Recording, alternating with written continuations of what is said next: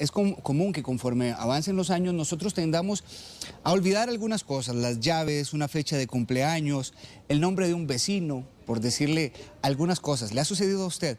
Bueno, esto puede ser común y, como le digo, puede ser frecuente conforme nosotros envejecemos, pero otra cosa muy diferente es hablar ya de trastornos o de problemas que se asocian con Alzheimer. Invitamos al geriatra Mauricio Quesada para conversar acerca de los diferentes problemas de memoria y cuando algo que usted y yo consideramos como común puede convertirse en algo de mayor seriedad y a lo que hay que prestarle atención de inmediato. Mauricio, bienvenido, qué gusto tenerle acá. Buenos días, un gusto. Igualmente, se habla mucho del Alzheimer, ¿verdad? Pero existen otros trastornos que también puedan producir pérdida de memoria. Sí, claro, creo que es uno de los errores más frecuentes asociar pérdida de memoria únicamente con Alzheimer, ¿verdad? Alzheimer es solo una de las causas que puede producir el problema de la memoria. Dentro de ese grupo de causas hay diferentes condiciones, sobre todo hay causas que son reversibles, a eso nos referimos a problemas del riñón, problemas del hígado, problemas de cierto aumento en el líquido en el cerebro, problemas de tiroides, de ciertas vitaminas, que todo eso puede llegar a producir problemas de la memoria y que resuelto el problema puede desaparecer el problema de la memoria. Tenemos también otro grupo relacionado con lo que es el ánimo, sobre todo depresión, ¿verdad? Pacientes que presentan depresión te hacen problemas de memoria que también puede revertirse dependiendo de un buen manejo de la depresión. Y después ya tenemos todas las causas degenerativas donde ya conocemos, la gran famosa el Alzheimer, que todo el mundo más conoce porque es la más frecuente, pero también tenemos causas que se llaman vasculares, o sea que por pequeños derrames cerebrales nos producen problemas de la memoria, y hay otras causas neurodegenerativas de enfermedades como se llama demencia frontotemporal, demencia de cuerpos de Lewy, una gran cantidad de enfermedades que nos producen pérdida de memoria. Entonces sí, Alzheimer no es la única, pero sí es la más frecuente. Queda uno sorprendido cuando le escucho hablar a usted que haya un problema de riñón que se asocie con una pérdida de memoria, o un problema vascular que se asocie con un problema de memoria. Exactamente, porque son sustancias metabólicas, todo el cuerpo produce ciertas sustancias que pueden llegar a alterar el funcionamiento del cerebro, ¿verdad? Entonces tenemos la encefalopatía renal, tenemos la encefalopatía hepática por problemas del hígado, ¿verdad? Niveles de vitamina que se ocupan, vitaminas para un buen funcionamiento del cerebro, y todo eso puede llegar a condicionar a que tengamos un problema de la memoria. Ahora, doctor, estos problemas tienen diferentes niveles de gravedad. Hay unos casos más serios que otros, en una etapa inicial me refiero. Sí, claro, digamos, todo lleva su secuencia, ¿verdad? Como cuando hablamos nosotros de diabetes, por ejemplo, hablamos de una prediabetes, un estadio previo de la diabetes antes de desarrollar la enfermedad. Igual, cuando tenemos problemas de la memoria, tenemos estados predemenciales, que es lo que se llama un deterioro cognitivo leve, ¿verdad? Que es un estadio donde la persona ya empieza a tener ciertos problemas sin llegar a una demencia como tal. Entonces es un estadio más leve de la enfermedad, y cuando ya tenemos una demencia como tal, sí tenemos estadios de leve, moderado, severo, a como vamos avanzando en el progreso de la enfermedad. Mencionaba yo ahora al inicio de la pausa que es normal que a uno a veces se le olviden las cosas, ¿no? La fecha de cumpleaños y lo que uno normalmente también llama lagunazos. Tuve un lagunazo, entonces no recuerdo cómo se llamaba usted, yo lo había visto, pero... Ahora, ¿cuándo esto, doctor, puede convertirse en un síntoma de un problema de memoria que puede agravarse? Sí, aquí lo que hay que entender es muy bien es cuando es un cambio propio en el envejecimiento normal, ¿verdad? Cuando nosotros envejecemos, todos nos salen arrugas, nos salen canas, y eso no es estar enfermo, es un cambio propio del envejecimiento. A nivel del cerebro lo mismo, ¿verdad? Cuando tenemos ciertos problemas de memoria muy puntuales, son propios del envejecimiento como tales, ¿verdad? Pero ninguno me va a llegar a producir un síndrome como tal cuando ya tenemos un problema de demencia, tipo Alzheimer y todo, donde ya es mucho más severo y abarca otras áreas que se salen fuera de lo que normalmente nosotros tenemos. También mencionamos la parte de la depresión, por ejemplo. La gente de depresión se le olvidan las cosas por un problema de atención, que es lo que se le afecta, no es un problema tanto propio de la memoria como tal. Entonces, como vos decís, que se me olvidó las llaves, que se me olvidó un lugar, y es porque no tuve la atención necesaria para grabar esa información como tal. Ahora, doctor, deme un poquito de ejemplos de cuando ya esta situación son síntomas a los que hay que prestarles atención, sobre todo porque también estamos envejeciendo y nos damos cuenta que ya hay algo que nos debe preocupar. Lo primero tiene que ver que hay un cambio con la normalidad que la persona tiene, ¿verdad? Porque hay gente, como vos decís, que siempre, toda la vida se le olvidó la llave, desde que estaban jovencitos y toda la vida se le olvidó la llave. Cuando eso ya se cambia de su patrón normal, es algo que nos tiene que llamar la atención. El punto de corte nosotros, que es muy importante para determinar donde ya pasamos de un deterioro cognitivo leve a un grado de demencia como tal, es la parte de la funcionalidad. Cuando esos problemas de memoria ya afectan la función normal de la persona como tal, dentro de su vida diaria o dentro de su desarrollo dentro de la parte de la sociedad, en donde algo está pasando. Pero ya estamos en un rango de demencia como tal. muchas veces achacamos también problemas de la memoria, cosas que no son directamente relacionadas con la memoria. Ahora, por ejemplo, que le dicen al señor que fue a la pulpería y trajo mal el vuelto, no pudo contar bien el vuelto, ¿verdad? Y dicen, se le olvidó cómo contar, ¿verdad? Eso es algo más relacionado con cálculo, que es otra área relacionada con la memoria. Y que no necesariamente es solo la memoria la manera en debutar de la persona. Entonces, ahí el consejo que se da es que cualquier cosa diferente, lo normal que vea o sospechen con un familiar, porque normalmente es el familiar el que se da cuenta, Sí. ¿verdad? Que consulten a la parte médica, porque es mejor hay que hacer una valoración completa para ver si es parte de la normalidad. Dentro de estos cambios en la función diaria, ¿se puede notar algún cambio también a la hora de la alimentación, que este familiar olvidó almorzar? Digo yo, ¿en esta parte se pueden notar algunos cambios, doctor? Eso es un poco más avanzado, ¿verdad? No es tan temprano, pero sí, dentro de la evolución de la enfermedad usted nota donde el paciente las dos cosas, una de dos, o te dice, no, es que no me han dado comida cuando acaba de comer, ¿verdad? O Ok. ya comí cuando no he comido, ¿verdad? Pueden ser cualquiera de las dos cosas. Realmente es un poco más en la evolución de la enfermedad. Ahí tal vez relacionado con la parte del apetito o la parte de comer, ¿verdad? Nuevamente va muy relacionado con la causa, nuevamente. Si yo tengo una depresión asociada como causa de eso, voy a tener poco apetito y me va a alterar esa parte de la alimentación como tal. Ahora que usted relacionaba enfermedades renales y de otro tipo con la pérdida de memoria, quisiera saber qué papel juega una persona hipertensa o la enfermedad de la diabetes como factores de riesgo para la pérdida de memoria. Lo que es la diabetes y la hipertensión son factores de riesgo como tal, ¿verdad? Siempre está la frase que siempre hemos mencionado, lo que es bueno para el cerebro es bueno para el corazón, ¿verdad? Entonces, todo lo que hemos conocido que afecta el corazón también va a afectar la parte del cerebro, ¿verdad?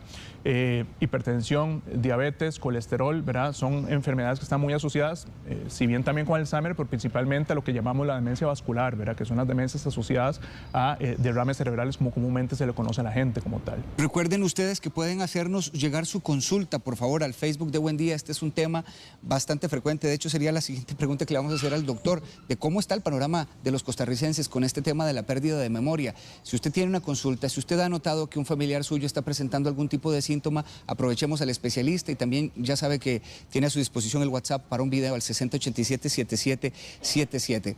Doctor, ¿cuál es el panorama de los costarricenses con respecto a este tema de pérdida de memoria? Sí, el panorama en Costa Rica es muy parecido al comportamiento a nivel mundial, ¿verdad? La gente, ahora que hablamos de pandemias y todo, dice que los problemas de memoria son una pandemia, las demencias, porque vemos una gran cantidad de casos y que van en aumento. No es que sea una pandemia como tal, sino que la expectativa de vida ha aumentado, ¿verdad? Entonces son enfermedades que están muy asociadas con la vejez, ¿verdad? Entonces, más envejecido esté, más riesgo aumenta y más cantidad de casos tenemos. Entonces, ahora como vivimos más, ¿verdad? Tenemos más personas que desarrollan la enfermedad. Y eso es un reto de todo el sistema de salud y de todo el sistema de la comunidad porque va en aumento. ¿Hay una estadística, doctor, a nivel nacional? A nivel nacional tenemos estadísticas, pero separadas, ¿verdad? Digamos, hay diferentes procesos. Digamos, el Hospital Nacional de Geriatría, el Branco Cervantes, maneja toda su clínica de la memoria, ¿verdad? Que es donde maneja sus estadísticas como tales. El Hospital San Juan de Dios también tiene su clínica de memoria. Nosotros en el Hospital de Alajuela tenemos nuestra clínica de memoria. Hay otros hospitales y clínicas que tienen sus clínicas de memoria. Y estamos en ese proceso no solo a nivel nacional, sino a nivel centroamericano, americano y buscando estadísticas a niveles globales para poder tener un panorama real como estamos, ¿verdad? ¿Por qué en algunas bibliografías, doctor, se asocia el dormir pocas horas como otro factor de riesgo para los problemas de memoria? ¿Qué relación tiene esto? Hay más como factor directo como tal es la causa que me produce el problema de la memoria, el problema de dormir, ¿verdad? Siempre cuando alguien dice es que no duermo, no es darle una pastilla y ya, es averiguar por qué esta persona no está durmiendo. Entonces, número uno es entender que el no dormir muchas veces dicen porque no durmió una noche. Ajá. Y si está con horas de sueño, porque durante el día durmió, lo que hizo fue invertir el ciclo de sueño, ¿verdad? Que en vez de dormir en la noche, duerme de día. Y nuevamente mencionábamos, si yo tengo una depresión como tal, la depresión me va a producir trastornos del sueño, ¿verdad? Que me llevó el problema a la memoria. Hay otra entidad, por ejemplo, la apnea obstructiva del sueño, ¿verdad? Que es una enfermedad donde la persona duerme y tiene periodos de ahogo durante la noche, entonces no duerme bien y eso también está asociado a problemas de la memoria. Entonces es como ir más bien a la causa del problema del sueño y sí, sabemos que pacientes ya con demencia avanzadas o moderadas me van a hacer trastornos del sueño secundarios a eso. ¿Cuál es el riesgo de que un familiar directo mío tenga problemas de memoria, de que yo pueda heredar también la misma condición? Depende de la causa, ¿verdad? Digamos, el Alzheimer como tal no es tan frecuente la parte hereditaria, ¿verdad? De hecho, de todos los Alzheimers, las diferentes estadísticas hablan si acaso un 5 a 10% que es un Alzheimer hereditario, que sí existe, ¿verdad? Y tenemos estudiadas familias que tienen Alzheimer hereditario. Por ejemplo, si hablamos de un problema en la memoria, de una demencia vascular, lo que se hereda son los factores de riesgo cardiovasculares, como hablamos anteriormente, diabetes, hipertensión, colesterol. Entonces, esos son los elementos asociados a la parte hereditaria, ¿verdad? Muchas personas han asociado incluso, doctor, que después de consumir un medicamento tienen lapsos de pérdida de memoria temporal. ¿existe alguna relación real? Sí, claro. De hecho, dentro de la evaluación que nosotros hacemos, de lo principal que tenemos es la evaluación de los fármacos que toma el paciente, ¿verdad? Porque hay muchos medicamentos que pueden producir este tipo de problemas. Más frecuentemente los anticolinérgicos, que se llaman como tales, ¿verdad? Que son a veces inclusive en antigripales y todo, antihistamínicos que vienen ese tipo de componentes. Las famosas benzodiazepinas, ¿verdad?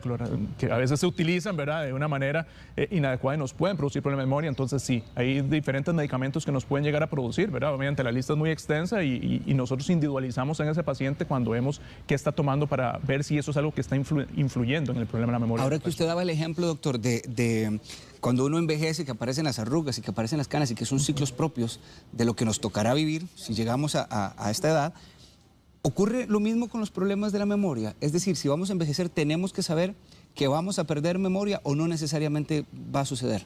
No, no necesariamente. Nosotros tenemos personas de 100 años, de 90 años para arriba, donde está perfectamente bien en la parte general de la memoria. Nuevamente, los cambios que se producen propios del envejecimiento normal son muy puntuales. Realmente es un enlentecimiento de ciertas áreas, pero ninguno va a llegar a producir una demencia como tal, ¿verdad? Entonces, no es necesariamente que a todos, por envejecer, vamos a tener un problema de memoria como tal. 9:24 de la mañana. ¿Qué hacer si usted nota que un familiar suyo está perdiendo la memoria? ¿Cómo poder detener este avance? Bueno, se lo vamos a decir después de la pausa con la ayuda del geriatra Mauricio Quesada. Ya venimos.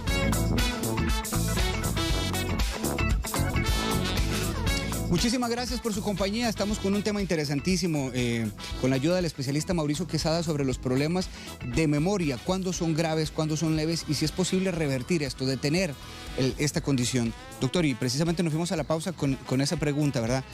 ¿Cómo se diagnostica que esta pérdida de memoria es leve o ya es seria? Eso lleva todo un proceso, por eso hablamos ahorita de la clínica de memoria, porque no es solo un médico geriatra, sino es todo un conjunto de especialistas que hacemos una serie de evaluaciones para tenerlo. Involucra test, ¿verdad? Que hacemos test especiales donde la persona se le va evaluando todo esto que mencionábamos, ¿verdad? Si en verdad hay objetivizar esa pérdida de la memoria, qué áreas están alteradas, ver la parte de la funcionalidad. Involucra exámenes de sangre, ¿verdad? Para ver todo lo que mencionamos nosotros anteriormente, ¿verdad? Si hay enfermedades del hígado, del riñón, de vitaminas. Involucra imágenes del cerebro, ¿verdad? Para ver qué áreas están afectadas o cómo no.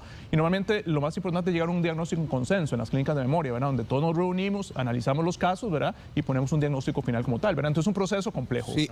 Bueno, una vez que se establece el diagnóstico y que se dice si hay pérdida de memoria, leve, moderado o grave, ¿es posible detener este avance, doctor? Sí, tenemos ciertas estrategias y ciertos medicamentos que no curan, ¿verdad? Bueno, no tenemos todavía nada curativo, pero que logran retrasar la evolución de la enfermedad. Recordar que estas son enfermedades neurodegenerativas, que quiere decir que van progresando lentamente, que van desarrollando esa pérdida y que cada vez va siendo más grave y más severa. Entonces, todo lo que logramos sostener nosotros en estadios leves, ¿verdad? Donde la persona todavía va a estar más funcional, va a ser positivo. Entonces, eso es lo que buscamos con los medicamentos como tales.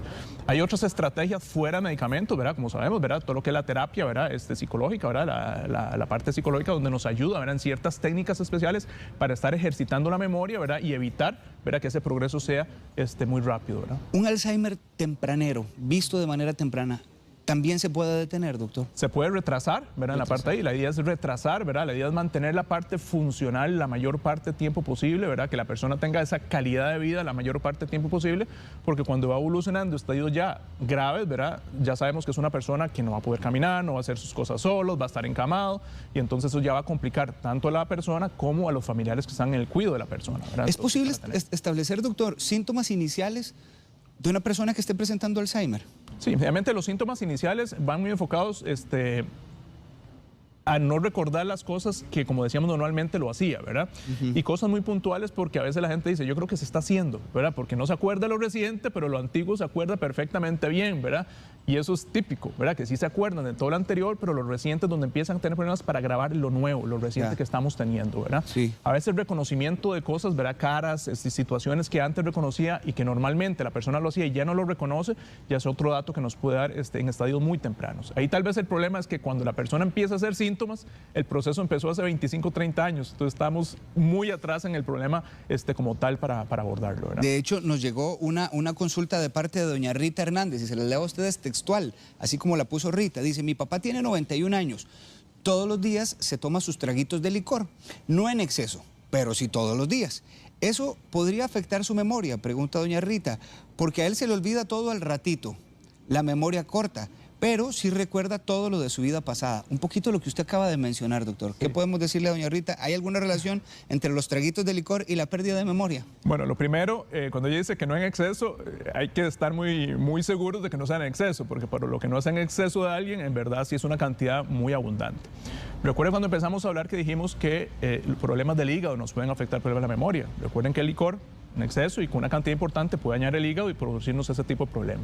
Igual que el licor en grandes cantidades nos puede dar intoxicación a las neuronas y también producir problemas de la memoria. Entonces sí nos puede producir. Eso en cantidades excesivas.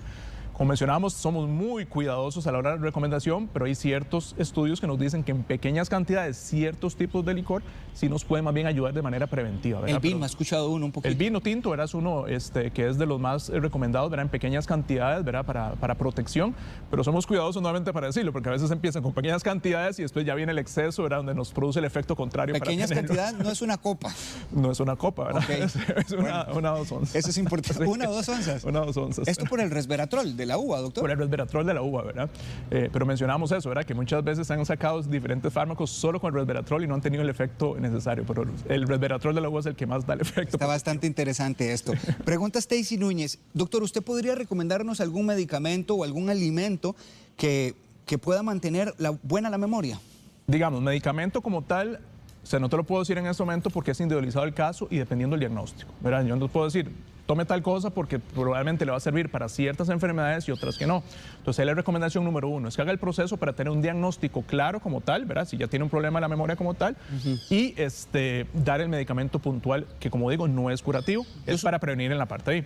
La parte de alimentos que mencionaba la parte I, ¿verdad? Nuevamente lo que mencionamos, lo que es bueno para el corazón es bueno para el cerebro. Entonces, todas las recomendaciones que nosotros hemos tenido, ¿verdad? De la parte de la sal, de la parte del azúcar, de la parte del ejercicio, de las grasas no saturadas, ¿verdad? Que siempre hemos conocido que nos ayuda al corazón, va a ayudar a la parte cerebral como tal, ¿verdad? Pienso que Stacy también se refería a algún suplemento o algo así que uno pueda... Suplemento sería específicamente si yo tengo un déficit de algo. Nuevamente, habíamos hablado que una de las causas que nos producía eran vitaminas, por ejemplo, déficit de vitaminas. Sobre todo tenemos la vitamina B12, por ejemplo, que entonces una reposición de vitamina B12 en alguien que tenga un déficit de B12 nos va a ayudar a ayudarlo. Pero si no tengo el déficit de B12, tomar la B12 no te va a producir gran efecto como tal. Entonces, nuevamente, es individualizado, pero no hay nada generalizado que yo te diga, tome esto y le va a ayudar. Yo sé que en las redes sociales, yo sé que en muchas empiezan a hablar de diferentes sustancias, ¿verdad? Que te pueden ayudar, pero la evidencia como tal no es fuerte. Dice doña Carmen Corrales que ella estaba esperando esta entrevista y aquí está su consulta, doña Carmen. Tiene 57 años y últimamente se le olvidan mucho algunas palabras, por ejemplo, nombres de personas que siempre ella ha conocido.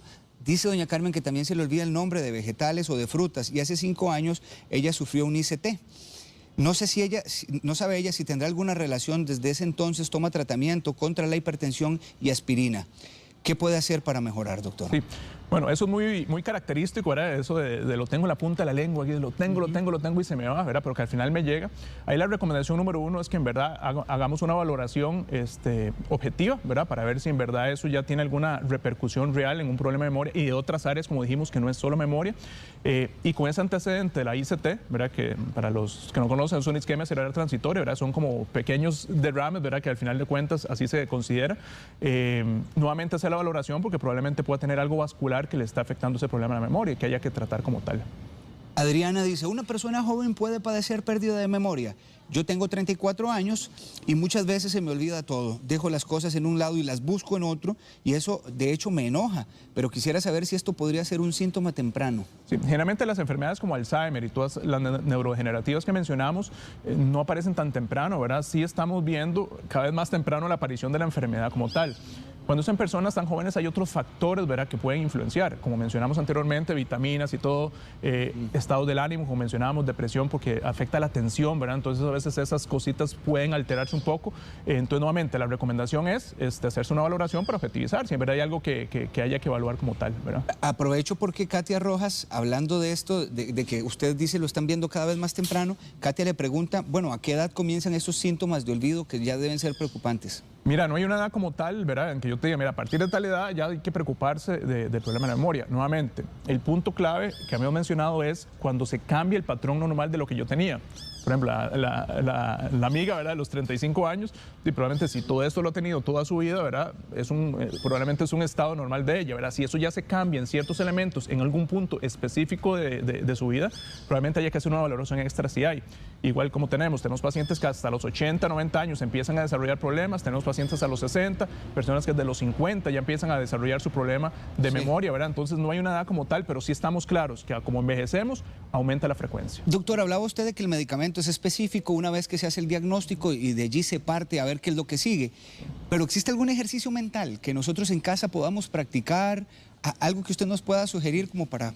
Como en toda medicina, lo primero que queremos es prevenir, ¿verdad? Igual queremos prevenir enfermedades y por eso recomendamos dietas, ejercicios y todo.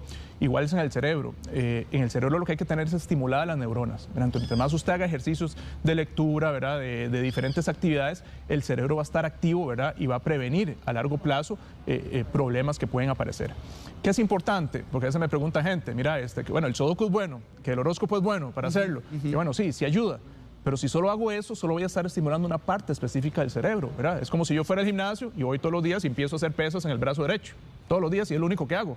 Que voy a tener el brazo derecho muy grande y todo lo demás muy deteriorado. Entonces es igual en el cerebro, hay que estimular absolutamente todas las funciones. Y hay dos actividades que siempre mencionamos nosotros que logran estimular absolutamente todas las áreas cognitivas que hacen, que es aprender un idioma nuevo o aprender un instrumento. Son dos actividades que te estimulan prácticamente todas las áreas cerebrales y que siempre recomendamos nosotros de manera preventiva. Sí, doctor, para cerrar y rápidamente, ¿qué debe hacer un familiar si sabe que este pariente está teniendo un problema de memoria severo? Lo primero, que el familiar, que como dijimos muchas veces, es la persona que lo nota, ¿verdad? Muchas veces ni es la persona, son los familiares, es acudir al centro de salud si tiene la duda para que hagan la evaluación como tal. Número dos, informarse, ¿verdad? Si ya tenemos un problema en la memoria como tal, en el paciente, que se informe sobre qué va a pasar, qué puede producir a la persona. ¿Por qué? Porque cuando empiezan a aparecer problemas del comportamiento, aparte de la memoria y todo, es una dinámica familiar que se altera, ¿verdad? Y que si no lo conocemos, si no lo manejamos bien, podemos empeorar esta clase de síntomas como tales, ¿verdad? Y si yo entiendo la enfermedad y entiendo qué tiene el paciente, puedo ayudarle de diferentes maneras, ¿verdad? Y tenerlo, ¿verdad? Doctor, le agradezco mucho. Y gracias a ustedes también en casa, porque ha sido un tema de muchísimo aprendizaje. Mauricio Quesada, geriatra, le dejo los números 2522-1000 y también 2431-5593. 2431-5593. Gracias, doctor. Mucho gusto.